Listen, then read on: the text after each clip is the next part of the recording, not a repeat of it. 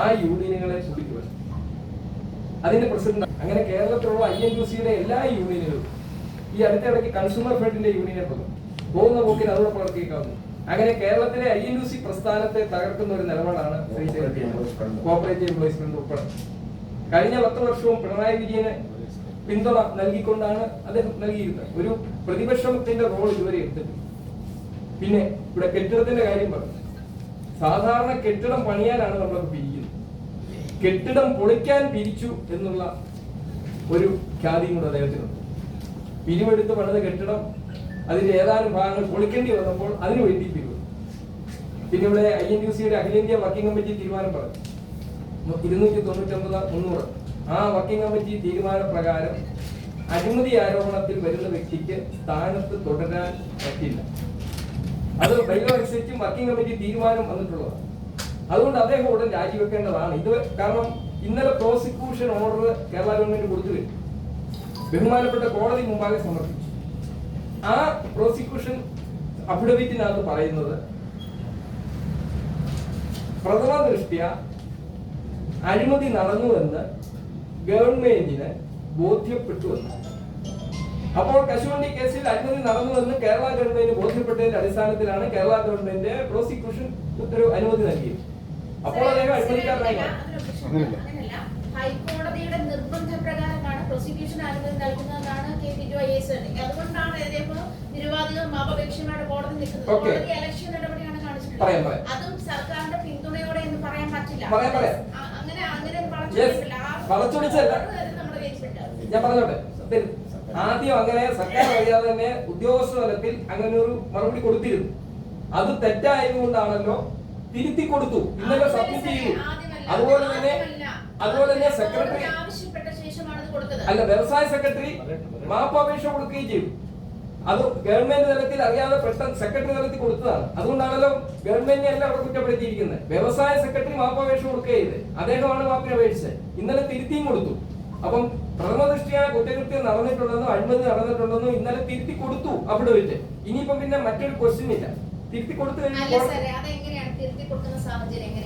കോടതി ഇലക്ഷൻ നടപടികളിലേക്ക് കടക്കുന്നു എന്ന് ഹൈക്കോടതി സൂചിപ്പിച്ച ശേഷമാണ്. കോടതി ഇലക്ഷൻ നടപടി പിൻവലിച്ചിട്ടില്ല.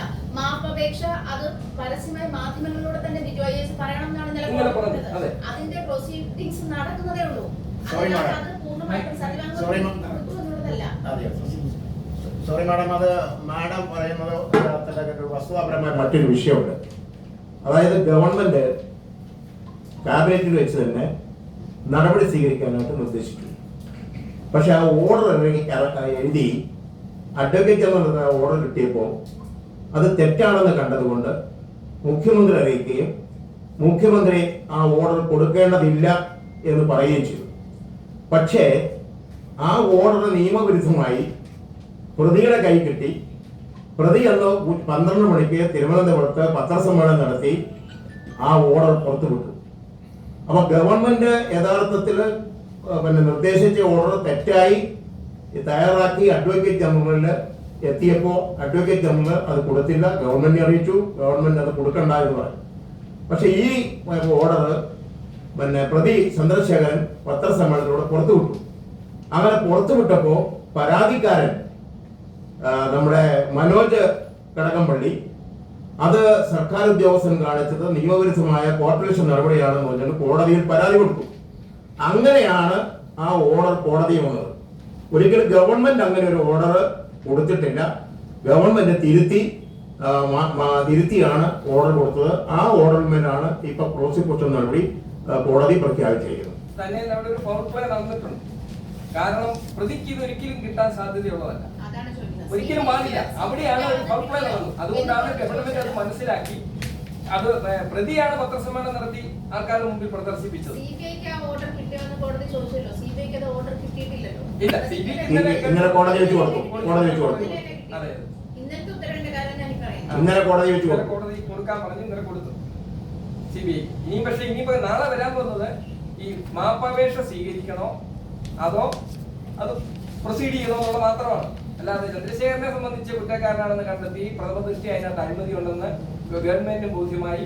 വിവിധ ഏജൻസികളായ ക്രൈംബ്രാഞ്ച്, അഡ്വക്കേറ്റ് ജനറൽ റിപ്പോർട്ട് ചെയ്തിട്ടുണ്ട്. ബഹുമാനപ്പെട്ട ഹൈക്കോടതി single bench, division bench, supreme കോടതി എല്ലാ അന്വേഷണ ഏജൻസികളും കുറ്റക്കാരനാണെന്നും അഴിമതി നടന്നിട്ടുണ്ടെന്നും കണ്ടെത്തിയിരിക്കുകയാണ്. അതുകൊണ്ട് ഒന്നാം പ്രതിയായിരുന്ന കാസിം എന്നാണ് തോന്നുന്നു. കാസിം അദ്ദേഹം മരണപ്പെട്ടു. പോയിട്ട് രണ്ടാം പ്രതി ശ്രീ ചന്ദ്രശേഖരൻ, മൂന്നാം പ്രതി രതീഷ്. അപ്പൊ അവരൊക്കെ ഇപ്പോഴും ഉണ്ട്. അവർ വിചാരണ നേരിടണമെന്നാണ് പറയുന്നുള്ളത്. ഇതിനകത്ത് കഴിവ് കണ്ടെത്തി അതെ വിചാരണ നേരിടണമെന്നാണ് പറയുന്നത്. അതിന് പോലും തയ്യാറല്ല. പക്ഷെ ഈ അടുത്തിടയ്ക്ക് ചന്ദ്രശേഖരൻ പറഞ്ഞു ഞാൻ എന്തുകൊണ്ടേലും നേരിടുന്നു. അങ്ങനെയാണെങ്കിൽ പിന്നെ 10 വർഷവും കേസിന് മേൽ കേസും അപ്പീലുമായിട്ട് പോകേണ്ട കാര്യമില്ലായിരുന്നു. സുപ്രീം കോടതി വരെ പോയി. സിംഗിൾ ബെഞ്ചിൽ നിന്ന് ഓർഡർ വന്നപ്പം ഹൈക്കോടതി ഡിവിഷൻ ബെഞ്ചിൽ പോകാൻ സുപ്രീം കോടതി പോയി. സുപ്രീം കോടതി പറയുന്നു ഡിവിഷൻ ബെഞ്ചിൽ പോകാൻ പറയുന്നു. ഡിവിഷൻ ബെഞ്ച് പറയുന്നു സിംഗിൾ ബെഞ്ചിൽ പോകാൻ പറയുന്നു. അങ്ങനെ അവസാനം അതേ കോടതിയിൽ തന്നെ വരികയും അങ്ങനെ അഴിമതി പ്രഥമദൃഷ്ട്യ തെളിഞ്ഞിരിക്കുകയാണ്. അതുകൊണ്ട് അദ്ദേഹം INTUC പ്രസിഡന്റ് സ്ഥാനത്ത് തുടരാൻ യോഗ്യനല്ല. INTUC എന്ന് പറയുന്ന ഒരു വലിയ പ്രസ്ഥാനമാണ്. കോൺഗ്രസുമായിട്ട് ബന്ധപ്പെട്ട ഒരു ട്രേഡ് യൂണിയനാണ്. പോഷക സംഘടനയല്ല, പക്ഷേ കോൺഗ്രസുമായിട്ട് ബന്ധപ്പെട്ട ഒരു ട്രേഡ് യൂണിയനാണ്. കോൺഗ്രസ് ഇപ്പോൾ ഭരിച്ചുകൊണ്ടിരിക്കുകയാണ്. അതുകൊണ്ട് ഞങ്ങൾ തൊഴിലാളികൾക്കും തൊഴിലാളി സംഘടനകൾക്കും മാനക്കേടുണ്ടാക്കുന്ന നടപടികൾ അദ്ദേഹം അത് ഈ പ്രസിഡന്റ് സ്ഥാനത്ത് തുടർന്നാൽ അത് INTUCക്ക് തന്നെ ഒരു അവകാശമാണ്. അദ്ദേഹം അതുകൊണ്ട് ആ സ്ഥാനം രാജിവെക്കണമെന്നും രാജിവെച്ചില്ലെങ്കിൽ അദ്ദേഹത്തെ പുറത്താക്കണമെന്നും കേന്ദ്ര കമ്മിറ്റിയോട് ഞങ്ങൾ ആവശ്യപ്പെടുന്നു.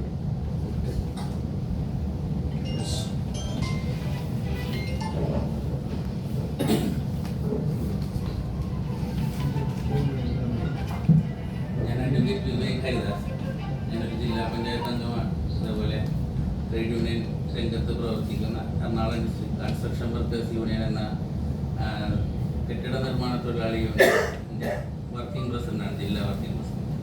ഞങ്ങളെപ്പോലുള്ള യുവതലമുറ കണ്ടുവരുന്ന ഒരു പ്രവണതയാണ് ഇന്ന് നിങ്ങളുടെ മുമ്പിലുള്ളത്. ഞങ്ങൾ ആരെ കണ്ടാണ് പഠിക്കേണ്ടത് എന്നുള്ളത് കൂടി ഞങ്ങളൊരു ചോദ്യം ഉന്നയിക്കുക. INTUC പ്രസ്ഥാനത്തിൽ എനിക്ക് ശേഷം പ്രളയം എന്ന് പറയുന്ന ഒരു പ്രസിഡന്റാണ് ഇന്ന് ഭരിച്ചുകൊണ്ടിരിക്കുന്നതെന്ന് മനസ്സിലാക്കിക്കൊണ്ടാണ് ഈ ചോദ്യം ഞങ്ങൾ ആരെ കണ്ടാണ് വളരേണ്ടത്, ഞങ്ങൾ ആരെ മാതൃകയാക്കിയാണ് വളരേണ്ടത് എന്നുള്ളതാണ് ഞങ്ങളുടെ ഒരു ചോദ്യം. ആ ചോദ്യത്തിന് ശ്രീ R ചന്ദ്രശേഖരൻ മറുപടി പറയുമോ ഇല്ലയോ എന്നുള്ളത് എനിക്കറിയില്ല. പക്ഷെ അദ്ദേഹം ഇന്ന് കുറ്റാരോപിതനായി പ്രോസിക്യൂഷൻ അനുമതി നേരിടാൻ കോടതി പറഞ്ഞിട്ടുണ്ടെങ്കിൽ അദ്ദേഹം ആ സ്ഥാനത്തിരിക്കാൻ യോഗ്യനല്ല എന്നുള്ളതാണ് ഞങ്ങൾക്ക് പറയാനുള്ളത്.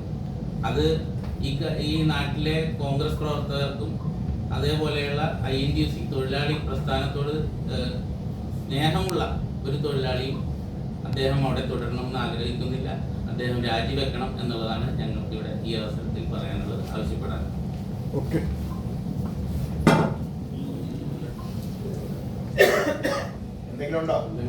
ഭാവി പരിപാടി ഇതൊക്കെ നിങ്ങൾ ഇതിനു മുമ്പ് ഉന്നയിച്ചിട്ടുള്ള കാര്യങ്ങളാണ്. എത്രയോ വർഷങ്ങളായ എന്താ നിങ്ങൾ ചെയ്യാൻ പോകുന്നത്? ഞങ്ങള് അഖിലേന്ത്യാ കമ്മിറ്റി പ്രസിഡന്റിനെ സമീപിച്ച് കാര്യങ്ങൾ പറയും. കേരളത്തിലെ കോൺഗ്രസ് പ്രസിഡന്റ്, KPCC പ്രസിഡന്റിനെയും മുഖ്യമന്ത്രിയെയും കണ്ട് കാര്യങ്ങൾ പറയും. അതുപോലെ തന്നെ AICCയുടെ ജനറൽ സെക്രട്ടറി.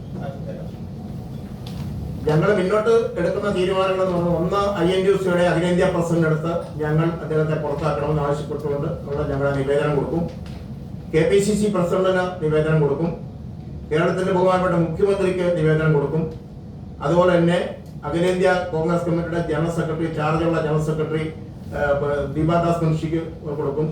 പിന്നെ കോൺഗ്രസിന്റെ അഖിലേന്ത്യാ ജനറൽ സെക്രട്ടറി ചാർജുള്ള KC വേണുഗോപാൽ അവർക്കും ഞങ്ങൾ ഇത്രയും പേർക്ക് പരാതി അടിയന്തരമായി ഞങ്ങൾ കൊടുക്കും. അതിനുശേഷമായിരിക്കും ഞങ്ങൾ മറ്റ് നീക്കങ്ങളിലേക്ക് കടക്കുക. അതിന്ന് ആലോചിച്ച് ഞങ്ങൾ തീരുമാനിക്കും. നിങ്ങളുടെ സംഘടനയുടെ നിർവാഹക സമിതി തന്നെയല്ലേ തൃശ്ശൂരിൽ ചേർന്ന് INTUC സംസ്ഥാന അധ്യക്ഷനായ ഇദ്ദേഹം ചന്ദ്രശേഖർ തുടരട്ടെ?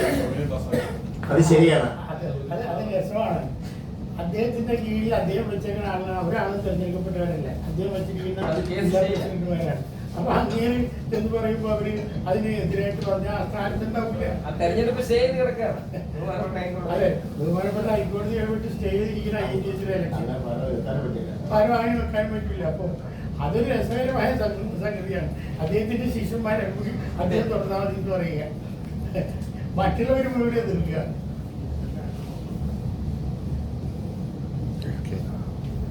ഇനി എന്തെങ്കിലും